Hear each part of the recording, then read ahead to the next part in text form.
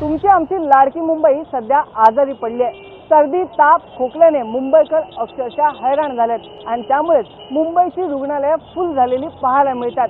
मी सध्या उभा आहे परेलच्या केएम हॉस्पिटलच्या बाहेर आणि आपण पाहू शकतो इकडे रुग्णांची संख्या मोठ्या प्रमाणात पाहायला मिळते। रुग्ण इकडे आहेत ते ताप सर्दी खोकला या साथीच्या आजारांनी हैराण झालेले आपल्याला पाहायला मिळतात। लेप्टो असेल मलेरिया असेल स्वाइन फ्लू असेल किंवा डेंग्यू असेल असे सारेच रुग्ण या रुग्णालयात पाहायला मिळतात। जवळपास 5 रुग्णांचा मृत्यू आहे तो स्वाइन फ्लूमुळे झालेला आहे तर 2 रुग्णांचा मृत्यू आहे तो लेप्टोमुळे झालेला आहे।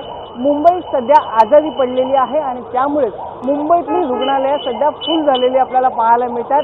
डॉक्टर देखील त्यांच्यावर उपचार करताना पाहायला मिळतात। वेळी त्यांच्यावर उपचार करून त्यांना लवकरात लवकर बरे करून पाठवण्याचे सर्वच रुग्णालयाचे प्रयत्न आहेत। आपण पाहू शकतो की अशा ॲम्ब्युलन्स आहेत त्या दिवसाला वाढताना पाहायला मिळतात आणि रुग्णांची संख्या आहे ती मुंबईत वाढलेली पाहायला मिळते।